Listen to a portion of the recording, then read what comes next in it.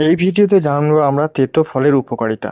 তেতো ফল যেমন উচ্ছে, করলা, নিম, সজনে ইত্যাদি প্রাচীনকাল থেকেই ঔষধি গুণের জন্য পরিচিত। এ ধরনের ফলের মধ্যে রয়েছে প্রচুর পুষ্টি উপাদান, যা শরীরের বিভিন্ন সমস্যা প্রতিরোধ এবং সার্বিক সুস্থতা বজায় রাখতে সাহায্য করে। তেতো ফলের উপকারিতা: প্রথমত, রক্তে শর্করা নিয়ন্ত্রণ। তেতো ফল বিশেষ করে উচ্ছে, করলা ডায়াবেটিস রোগীদের জন্য অত্যন্ত উপকারী।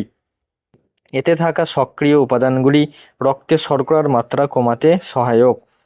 করলার নির্যাস ইনসুলিনের কার্যক্ষমতা বৃদ্ধি করে, যা রক্তে শর্করার মাত্রা নিয়ন্ত্রণে সাহায্য করে।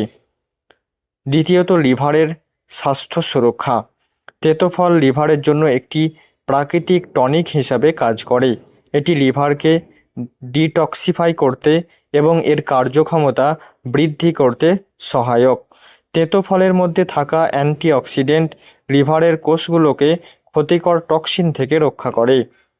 তৃতীয়ত, হজম প্রক্রিয়া উন্নত করা। তেতো ফলের প্রধান উপকারিতা হল এটি হজম প্রক্রিয়া উন্নত করতে সহায়ক। এ ধরনের ফলগুলি হজমকারী এনজাইমের নিঃসরণ বাড়ায়, যা খাবারকে দ্রুত হজম করতে সাহায্য করে এবং কোষ্ঠকাঠিন্য প্রতিরোধ করে। চতুর্থত, রোগ প্রতিরোধ ক্ষমতা বৃদ্ধি। তেতো ফলের অ্যান্টিঅক্সিডেন্ট এবং ভিটামিন সি রোগ প্রতিরোধ ক্ষমতা বাড়াতে সহায়ক। এটি শরীরকে বিভিন্ন সংক্রমণ, বিশেষ করে সর্দি, কাশি এবং অন্যান্য ভাইরাল সংক্রমণ থেকে রক্ষা করতে সাহায্য করে। পঞ্চম, ত্বক এবং চুলের যত্ন। তেতো ফল ত্বকের জন্য অত্যন্ত উপকারী। এটি ত্বকের বিভিন্ন সমস্যা যেমন ব্রণ, ফুসকুড়ি এবং খোসপাচড়া প্রতিরোধে সহায়ক। তাছাড়া চুলের বৃদ্ধি এবং খুশকি দূর করতে তেতো ফলের রস ব্যবহৃত হয়। ষষ্ঠ, ওজন কমাতে সহায়ক। তেতো ফল কম ক্যালোরি এবং উচ্চ ফাইবারযুক্ত হওয়ায় এটি ওজন কমাতে সহায়ক। তেতো ফল খেলে পেট দীর্ঘক্ষণ ভরা থাকে, যা অতিরিক্ত খাবার খাওয়ার প্রবণতা কমায়। তবে কিছু সতর্কতা রয়েছে। সতর্কতা: তেতো ফলের অতিরিক্ত সেবন কিছু সমস্যার সৃষ্টি হতে পারে, যেমন পেটে গ্যাস বা অস্বস্তি।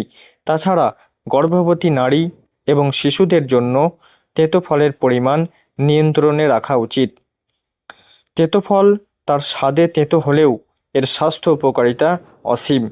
নিয়মিত পরিমাণ মতো তেতো ফল খাদ্য তালিকায় অন্তর্ভুক্ত করলে শরীরের বিভিন্ন সমস্যা প্রতিরোধ করা সম্ভব এবং সার্বিক সুস্থতা বজায় রাখা যায়। তবে যে কোনো খাদ্য গ্রহণের পূর্বে ব্যক্তিগত স্বাস্থ্যের অবস্থা বিবেচনা করে বিশেষজ্ঞের পরামর্শ নেওয়া সর্বোত্তম।